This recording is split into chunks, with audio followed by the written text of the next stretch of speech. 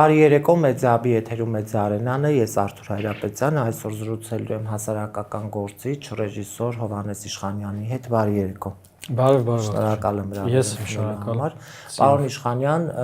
ամեն օր կարծես քաղբանտարկյալների թիվը ավելանում է, ամեն առավոտ արթնանում ենք եւ նորությունը բերում է, որ այս ինչ մարդուն ձերբակալեցին, մի քանի ժամ հետո 2 ամիս կալանք, ու այդպես կարծես մեր առօրյան դարձել է օրինաչափություն, հա, մարդկանց կալանավորում են, ամեն մեկը ունի իր սրտի քաղբանտարկյալը, իր մի քանի հոգով այդպես դուրս են գալիս, ազատություն քաղբանտարկյալ, ու այդպես մեր կարծես ինչ ասեմ, հա, օրը անցնում է եւ մարդիկ, բայց մենք գործ ունենք իրականում ճակատագրերի հետ։ Այսօր տարօրինակ օրեր չէ, մի տեսակ ոնց որ դեռ օրը նոր է սկսվում եւ չնայած դաշնակցության երիտասարդներին Արցախի դրոշը դնելու համար բերման են ենթարկել։ Հա, դե նախ մի հատ հիշենք ու անունները, հա, հասան Ռուբեն Հակոբյան,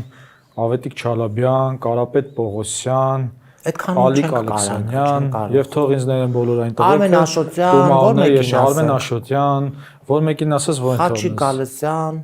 դե օկուպացիայի պայմաններում sense պիտի լինի, սա նորմալ օկուպացիայի պայման չէ, օկուպացիայի պայմաններում նորմալ է, ուղղակի քանի որ օկուպացիան իրականացված է հայկական դրոշի ներքո եւ բանով հայախոսների պայմաններում, դրա համար այդ երկրի հակառակ կողմը տենց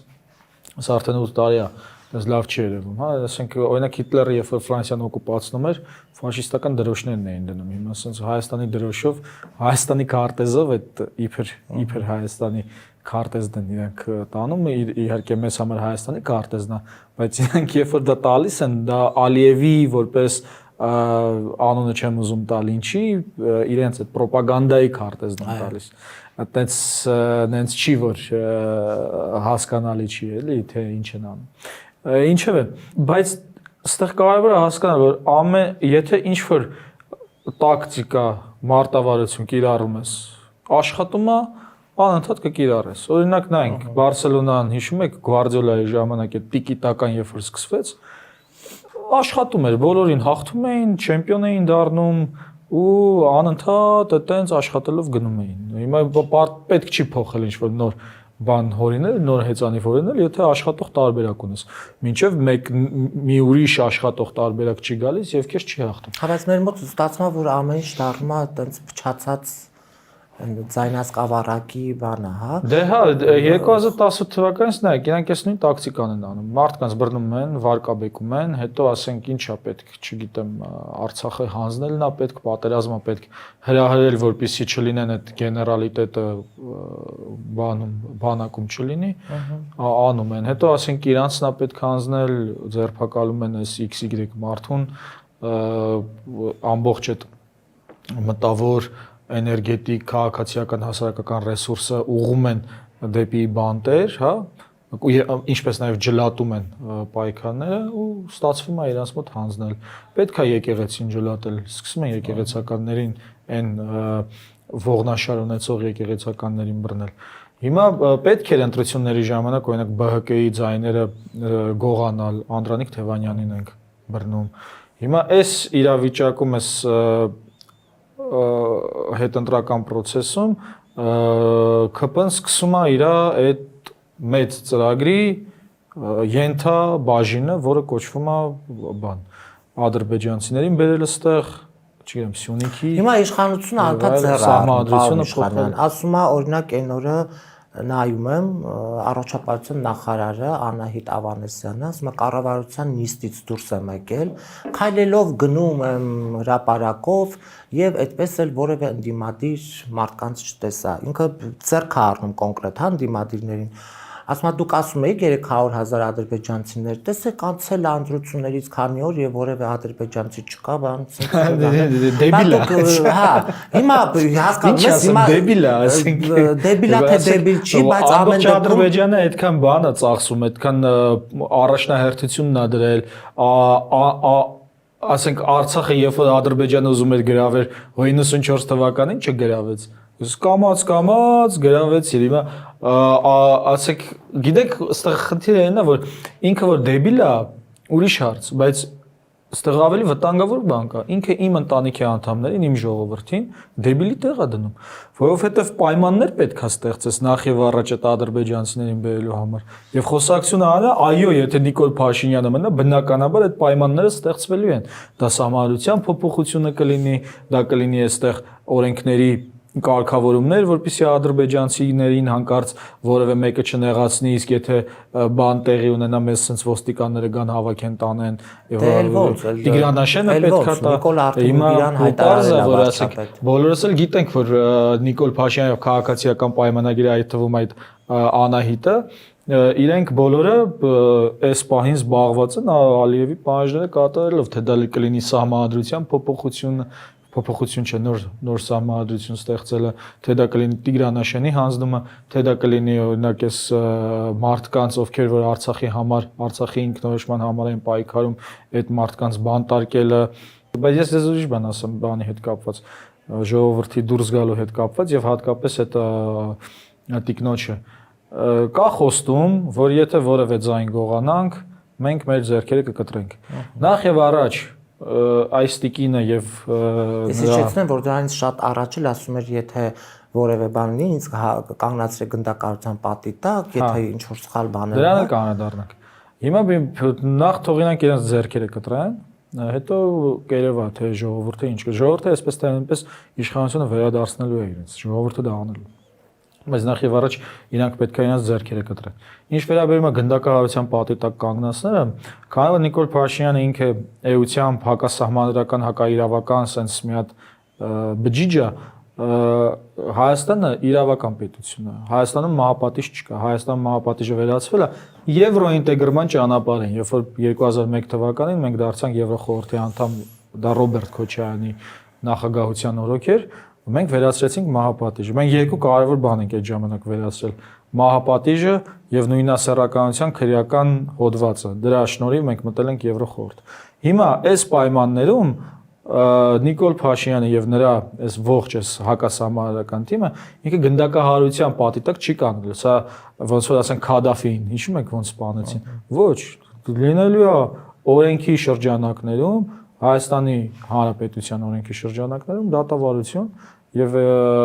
այդպես է քաղաքակիր մենք զարգացող տեսակ ենք ի տարբերություն իրանց որ հետ են գցում էլի աշխարհում։ Հիմա շատ sense բան հարց տամ, հա, իշխանությունը ասում է ընտրակաշարքա բաժանել ընդդիմությունը։ Ընդդիմությունը ասում է գողացել են մեր ձայները։ Այո։ Եվ տեղի ունեցել կոնկրետ ընտրություն որպես այդպեսին ընտրություն տեղի չունեցել, հա, երկու կողմը մեկը մյուսին մեղադրանքներ են։ Դատարանի վճիռ կա, որ Հիմա ընդդիմությունը որոշեց կենտրոնական ընտրական հանձնաժողովը միջև կորոշեր, հա, այդ բողոքները, խախտումները ներկայացնել կենտրոնական ընտրական հանձնաժողովը առ-ոչինչ համարեց այդ խախտումները եւ հաստատեց այն թվերը, որոնք, չգիտեմ, նախապես կարող ունեին կամ, չգիտեմ, նկարեցին, ինչպես մենք ասում ենք։ Հիմա ընդդիմությունը տվել է սահմանադրական դատարան այս ամեն ինչը, որպեսզի Նիկոլի ասեմ, հա, Նիկոլի ձևավորած սահմանադրական դատարանը պիտի որոշի ընտրություններում ինչ խախտումներ են տեղի ունեցել եւ ընտրությունները առ-ոչինչ են, թե ոչինչ են, թե այո, ընտրությունները եղել են լրիվ օրինական դաշտում։ Վաղը սահմանադրական դատարանը սկսելու է քննել այդ գործերը։ Հիմա ինչ ակնկալիք ունենք մենք գիտես ամենազավեշտը որն է, որ ես գիտեմ, որ ես դուրը ծեծում եմ գալիս եմ Հովհաննեսի մոտ ինքը ինչ պատասխանա տալու, բայց ամեն դեպքում պատոշ եմ արել դեմքս գալիս եմ, որ այդ, չգիտեմ, այդ բանը ինձ հաճելի է, այդ թքել մեկ անգամ քո երեսին, երկու անգամ թքել, երրորդ անգամ թքել։ Հիմա, բայց ասում են ընդդիմությունը ասում է դե օրենքա թող թղթի վրա ունենանք, որ սահմանադրական դատարանը չեղարկում է կամ հակառակ նայում կամ ինչ որ անում է։ Հիմա ես ուզում եմ հասկանամ, ընդդիմությունը ասում է, այս իշխանությունը ասում է, այսինքն որպես ընտրություն տեղի չունեցել մեր երկրում, եղել է ընտրախախտումներ։ Մենք այս պարագայում ինչ բարոյական իրավունք ունենք ասելու, մենք մանդատները վերցնում ենք, թե չենք վերցնում։ Մի վայր մենք քննարկում ենք մանդատները, թե սահմանադրությունը։ Հիմա գանք Նիկոլի սահմանադրական դատարանը որ պիտի որոշում կայացնի, սկսենք այդտեղից եւ մենք ինչ իրավունք ունենք ասելու մանդատը վերցում ենք թե չենք վերցնում, որովհետեւ ընտրությունը որպես այդպեսին չի տեղի ունեցել, ԲՀԿ-ին էլ թույլ չտվեցին մտնի ազգային ժողով։ Դա է, օրինակ ակնկալիքի հետ կապված հարցը հետեւյալն է. արդյոք Եվրոմիությունը հրաժարվելու է Հայաստանը ռուսաֆոբական երկիր սարքելուց եւ հայերին լարելուց Ռուսաստանի դեմ։ Իհարկե ոչ։ Արդյոք Թուրքիան հրաժարվելու է Հայաստանի հայերի ցեղասպանությունից եւ Հայաստանը վերացնելուց։ Իհարկե ոչ։ Սահմանադրական դատարանի որոշումը սրա առանցքում պետք է դիտարկել որպես Նիկոլ Փաշինյանին մաֆիայի անդամ, հա, այդ բանի միջազգային իրավունքի խախտման եւ սահմանադրության։ Երեք բանի մոտ դատարանի մոտ հարցրեցին ինչ պետք է ակնկալել Ավետիք Չալաբյանի այս կալանքի խափանման միջոցի որոշման հետ կապված։ Մի հատ անեկդոտ հիշեցի, ստեղ էլ պատմեմ, մեծ սահմանադրական դատարանի հետ կապված, նույն բանն է։ Այս Սաբարանցին գնում է կինոթատրոն, կողքը մի հատ մարդ է նստում, ասում գրած գալիս ես, ասում կինոյում տղեն վերջում չի մեռնելու։ Ասում հա, արի գրած գանք։ Գրած են գալիս։ Կինոն տենց արդեն ավարտին է մոտենում, այս գլխավոր հերոսը մեռնում է, Սաբարանցին ասում թու արա 10 անգամ նայել եմ, այս անգամ ասեցի չի մեռնի։ Հիմա այս պատմությունն է, ասեք, գիտեք, եկեք այս կինոն նայել ենք, մենք թե դատարաններում ենք կինոն նայել, թե սահմանադրական դատարանի ընտրախախտումների հետ կապված ենք նայել, կինոյի ռեժիսորը, սցենարիստը, դերասանները չեն փոխվել։ Իհարկե դիմադրության ուժերի դերասանների մեջ որոշակի փոփոխություն է ունեցել, բայց ամենայն հավանականությամբ իրանք նոր են նայում այս կինոն, հա։ Դեռ տեղյակ չեն շատ թե ում հետ գործ ունեն եւ ցավոք սրտի ես հիշում եմ նախընտրական շրջանում նրանք հարցազրույցներում ասում էին, որ ընտրությունները չի կեղծվում եւ մենք հաղթելու ենք եւ այլն, ինչը վկայում էր նրա մասին, որ նրանք չեն պատկերացնում ում հետ գործ ունեն եւ որ ոչ թե ընտրությունները չեն կեղծվելու, այլ ընտրությունները դեռևս մի քանի տարի առաջ սկսած կեղծված էին։ Չէ՞ որ ասենք Վարդան Ղուկասյանին, Գյումրու քաղաքապետին, բանին Դավիթ Համբարձումյանի կալանավորումները, Վալոդիա Գրիգորյանի դեմ ահաբեկչությունը, հոգևորականների ձերբակալությունները, Աշոտ Մինասյանի ապօրինի կալանավորումը, Սամվել Կարապետյանին եկեղեցին պաշտպանելու համար կալանավորելը, ի վերջո այդ մարդը չէր մասնակցում, չէ՞, հավասար պայմաններ չէր։ Սրանք սա ընտրակեղծիքներ էին։ Թոշակների այդ բարձրացումը, առողջապահության այդ ապահովագրությունը, վարորդներին ներելը, այս ամբողջ էս ընտրակեղծիքներ են։ Չհաշված քարոզարշավը եւ սրա գործը Կոստոցունը Նորաձևի շրջանակներում էտել, ասենք էլի մեր փողերով, չէ, ասենք մեր փողերով, մեր գլխի վրայով թռնելով գնացել են տենց միջոցառումներ են իրականացնում։ Իհարկե ամբողջությամբ Թուրքիան եւ Արևմուտքը նախապատրաստվում էր ընտրակեղծարարությամբ այս գործողությանը եւ այդ վախի մթնոլորտը որ ստեղծել են, ես գնացել էի Ամասիա, որ հարցազրույց վերցնեմ կինոյի համար ադրբեջանցիներ էին եկել, սա վախեցած ոչ մեկ չի ուզում հայ-թուրքական հարաբերությունից խոսա։ Այսինքն այս պայմաններում եւ զենքը մեր ժողովրդի գլխին դրած, ովքեր որ ընտրել են Նիկոլ Փաշինյան, 100%-ը ընտրել են զենքը գլխին դրած, անկախ նրանից իրենք սիրում են Նիկոլ Փաշինյանին թե չեն սիրում, նրանց ընտրությունը չի եղել ազատ եւ արդար, եւ այս պայմաններում նույնիսկ նրանք 50% չեն կարողացել հավաքեն եւ կեղծել են ամենավատ ձևով։ Ես վստահ եմ, որ 4 ուժերը միասին, այդ թվում միասնության թևերը, ավելի շատ ձայն էին ստացել, քան այս մաֆիոզները։ Ինչևէ, բայց այստեղ հենց այդ բանի խնդիրն է, հա, արդեն գալիս այն սունցին, որ ասում է առանց մարտավարության ռազմավարությունը շատ դանդաղ ճանապարհ է դեպի հաղթանակ, բայց առանց մարտավարություն, ներողություն, բայց առանց ռազմավարություն, մարտավարությունը աղմուկ է պարտությունից առաջ։ Հիմա եթե ռազմավարությունը չկար, որ ընտրությունները կեղծվելու են, որ սա պետքա դառնա այդ հեղափոխության ալիքը, որ գա ընտրություն, ի վերջո ժամը 2-ին դուրս եկավ ասեց ես հաղթել եմ։ Ինքը ոչնչացրեց սահմանադրական կարգը եւ կենտրոնական ընտրական հանձնաժողովին։ Հիմա եթե դու ունենայիր այդ ռազմավարությունը, որտեղ պետքա տանեիր, հասցնեիր հեղափոխության ընտրությունները,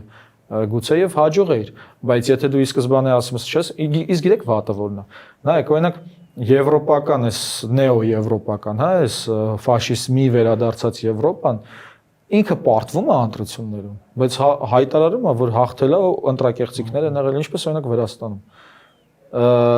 Մեր պարագայում, երբ մենք ենք հաղթում ընտրությունները, չենք օգտագործում դա։ Հասկանում եք, այս նորմալ չի իմ կարծիքով։ Եվ այո, այստեղ ես կարծում եմ, որ քաղաքական պատասխանատվություն կա քեզ ընտրողների ձայները պաշտպանելու։ Մենք մի հարևան ունենք, ով դժվար է քայլում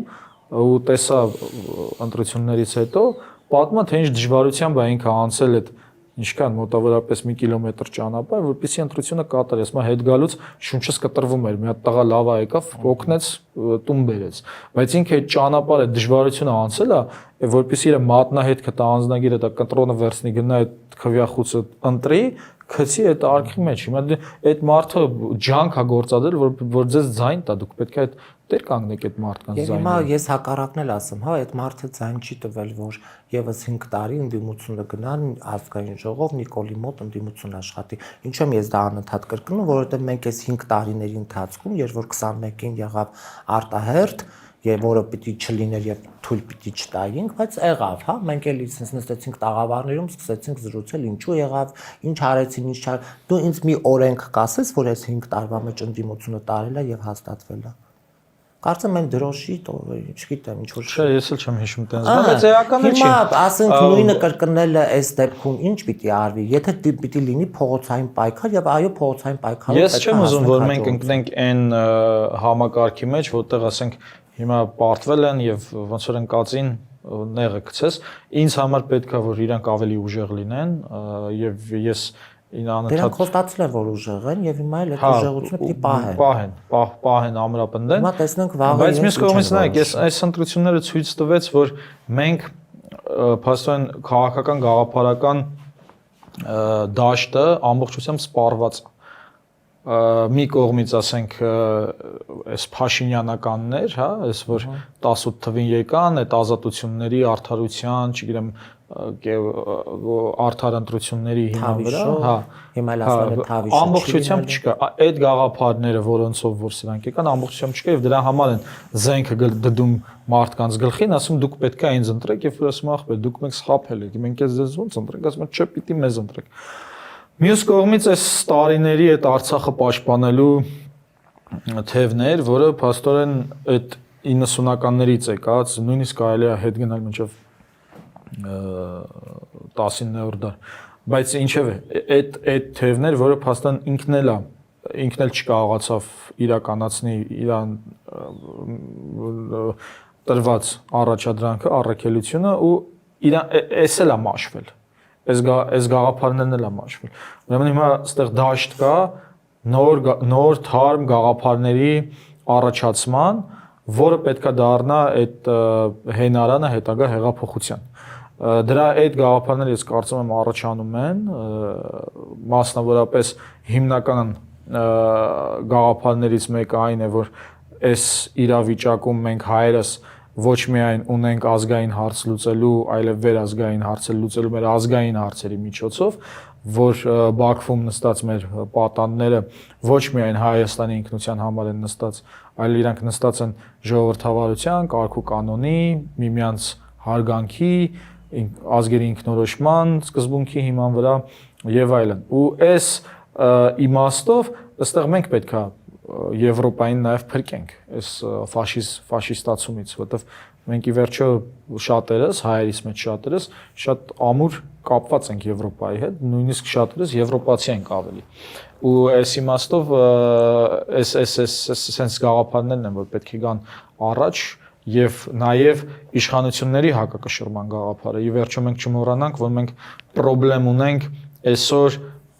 հենց նրա հետ, որ մի ուժ ստացել է 50%-ից ցածր, բայց փաստորեն միանձնյա բան է, իշխելու է ազգային ժողովում։ Սա նորմալ չի։ Սա չեղավ, որ իշխանությունը պատկանում է ժողովրդին, Սահմանադրության 2-րդ հոդվածը։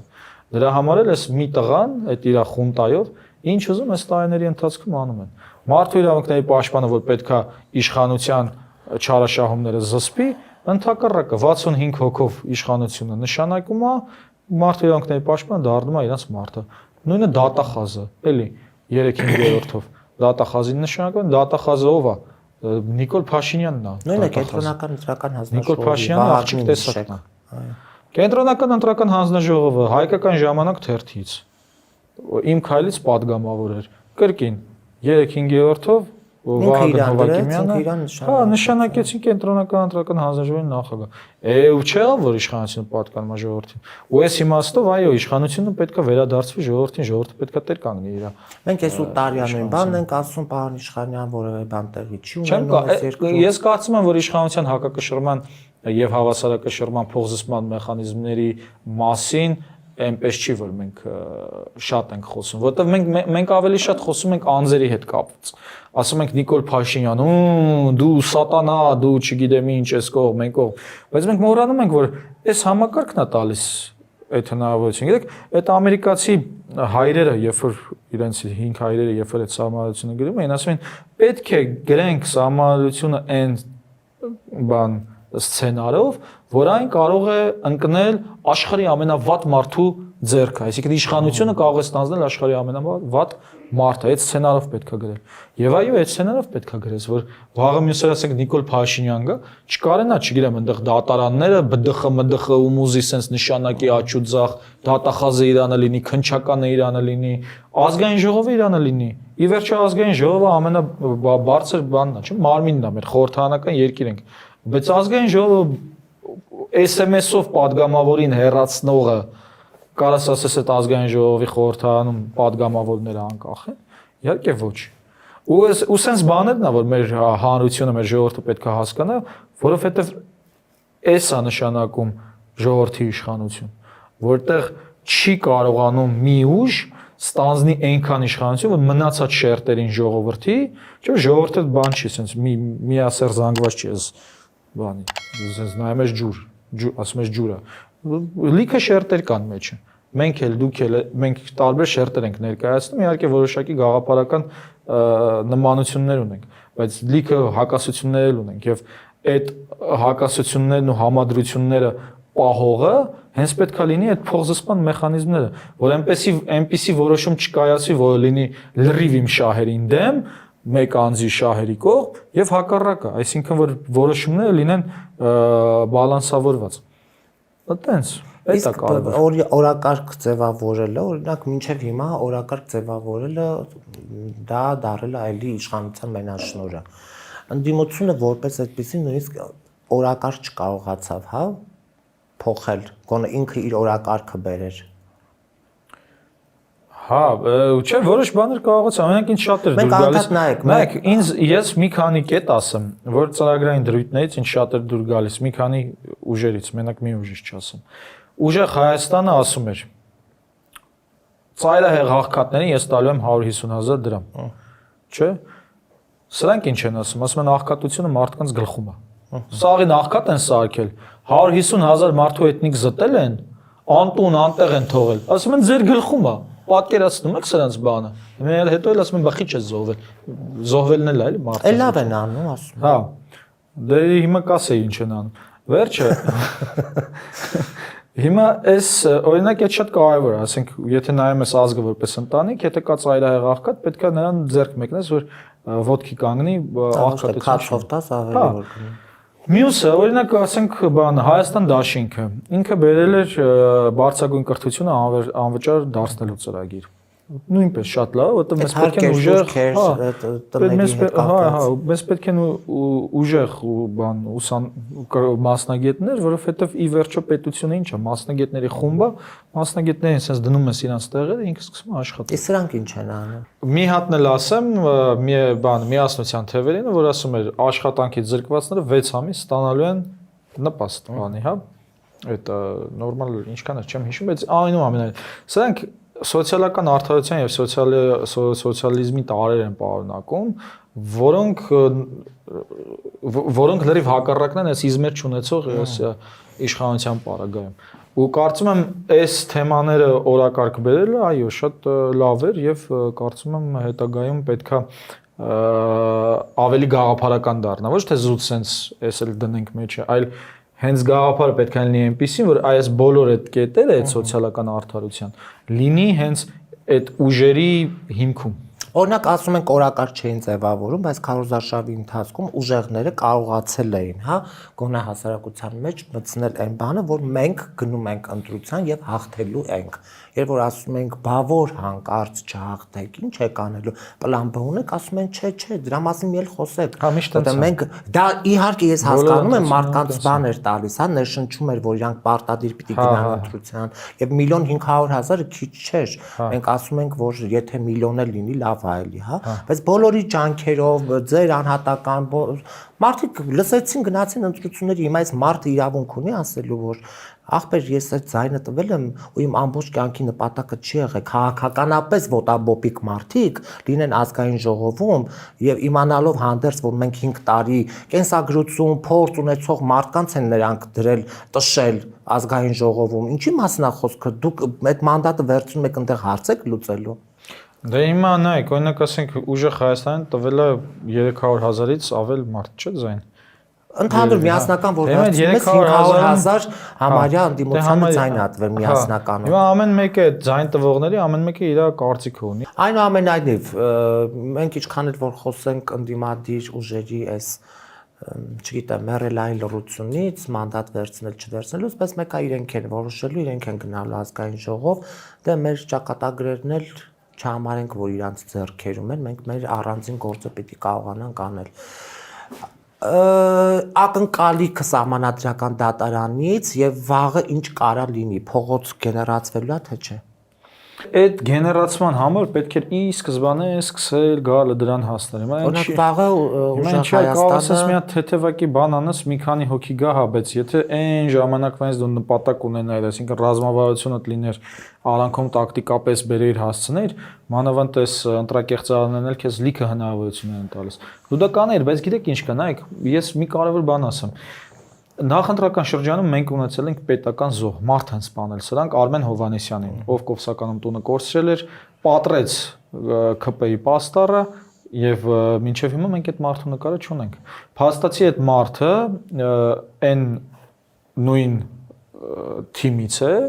հավաքական ընդդիմության, չէ՞, որտեղ Կովսակամ տուն է կորցրել եւ պատրել է, որ սրանց տանել չի կարողանում։ Եվ այդ մարդը բնականաբար այդ պետք է ստանար համապատասխան պաշտպանություն։ Չէ՞ որ եթե նույն թիմն ես, դու գալիս ես իշխանության, որ այս մարդու շահերը ներկայացնես։ Դու այս մարդու համար ես, բայց մենք այդ մարդու նկատմամբ հարգանքի տուր չենք տեսել, բան չենք տեսել, մի քանի լրատվամիջոցից գնացել են, բան են արել։ Այդ ամենը դարձել է արձանագրություն, բայց դիտորդի կարգավիճակով է։ Բայց ինչ է նշանակում թեման դարձնել քաղաքական, չէ՞։ Թվում է թեման դարձնել քաղաքական, ինչ որ արհեստական բան է թվում։ Բայց այդպես չի։ Քաղաքականությունը այդ շահերի բանն է, պաշտպանությունը։ Հիմա այս մարդը քո մարդկանցից է, այս մարդու շահը չի պաշտպանվել, չէ՞։ Այդ sense բաներ կան, որտեղ նյուանսներ կան, որտեղ հասկանում ես, էլի դու արդյոք այստեղ այն որ ասում են ժողովրդի մեջից դուրս եկող քաղաքական գործիչներ են, թե չէ։ Ի վերջո Նիկոլ ով էր։ Նիկոլը այդ 90 հետ սովետական երկրի այդ անարդարություններից դուրս եկած, այդ կարելի ասել ժողովրդի մեջից դուրս եկածներ, որը եկավ խափելով իշխանությունը վերցրեց, հետո սկսեց կոտորել ժողովրդին։ Բայց այդ մեջից դուրս եկածներ։ Հիմա այս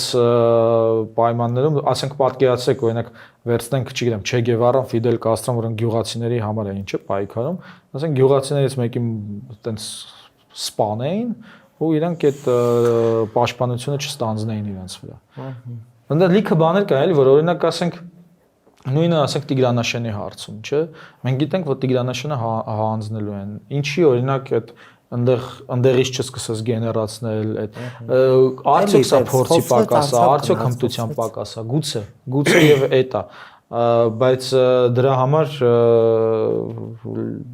դժվար է, որովհետեւ այսինքն մենք չունենք այդ 300.000 ադրբեջանցիների վերադառնը չի սպասելու։ Սահմանադրական դատարանը ինչ պիտի որոշի, հա։ ընդդիմությունը երբ պիտի Այդ օրինակ այդ 3000 ադրբեջանցիների թեման շատ լավ էին անում, որ անում էին։ Հա, բայց ստացվեց, որ էլի վրա պետք չի բանման, չէ՞։ Էլի բանը գցեցին, քարը գցեցին իրենց դաշտը եւ համարեցին, որ դա սուտ է։ Չէ, դե իրանք պետք է ինչ էլ բերես առաջ, իրանք ինչ-որ ձև պետք է արձագանքեն։ Հիմա իրանց արձագանքած սուտը միանգամից հերկվում է, որտեղ այնտեղ արդեն կոնգրես են հասել այս թեման մտցնեն։ Օրդուբատում բան արեցին, կոնֆերանս արեցին։ Արդեն այս Գայանե Աբրահամյան, Դանիել Յոհաննիսյան սկսել են իրանց պոզիցիա անել, թե մենք մեր ամբողջ կյանքում պայքարել ենք Ադրբեջանի այս վայրագությունների դեմ, էլի, բայց բացահայտ փափուկ բարձ էին դնում ժողովրդի գլխին, ասելով թե այս թեման սուտ է եւ Ռուսաստանից է գալիս։ Այդ իրանց արբանյակները, էլի, ովքեր նաեւ Արցախի հանձնմանը այտենց մեծ ներդրում ունեցան մարդկանց գլխին փափուկ բարձ դնելով։ Բայց արի հաստատենք, որ Նիկոլի իշխանությունը մաշված է, իրենք վախերի մեջ են այնուամենայնիվ։ Գաղափարապես ինքը գոյություն չունի։ Մի հատ ինչ-որ բան է, կայծապետ կամ ինչ-որ մի բան է պետք, որ այս մարդիկ Երբ որ իշխանությունը դառնում է բռնապետություն, հեղափոխությունը դառնում է բռնապետություն, իրան այո պետք է ընդամենը այդ կայծը որ դուրս գա, որովհետև հեղափոխությունը ինչ է։ Հեղափոխությունը վստահությունը մի քաղաքական process-ի նկատմամբ, որին բերում են իշխանություն, ու այդ գաղափարներով սկսվում է այդ մարդկանց համակեցությունը կարգավորվել։ Հետո այդ գաղափարը կամաց-կամաց փդում է, անդեղ ասենք մեկը Մայակովսկին կարող է ինքնասպան լինի այդ բաներից ելնելով, որ ոնց դուք դավաճանեցիք իմ գաղափարները, կամ կարող է Նիկոլ Փաշինյանի շրջանում էլ, չէ՞, ասենց անընդհատ մաշվելով գնում էր։ Դրա համար հիմա մենակ է մնացել ինքը, որտեղ մաշված է այդ գաղափարը։ Հերիք չի մենակ է մնացել, մի հատ է Արամ Սարգսյանին վերջնական ասած փուրը տվեց, ասաց մի հատ գնա դանոց գրի, հա։ Ու այդ բռնապետությունը դառնում է այդ զենքով իշխանությունը պահելը, որը հիմա սրանք անում են հանուն Թուրքիայի, այդ է վատը։ Այսինքն այստեղ վտանգը այն է, որ կարող է այս իրենց բռնապետությունը զուտ կարողանան պահեն այնքան ժամանակ, մինչև Հայաստանը ասած ձուլեն Թուրքիաների մեջ, բայց դա տեղի չի ունենալու, որովհետև այնուամենայնիվ այս շրջանում ունես մի հատ սերունդ է մեծանում, որոնք տեր են կանգնելու այս երկրին, էլի։ Շնորհակալ եմ զրույցի համար։ Ես էլ եմ շնորհակալ։ Կհանդիպենք։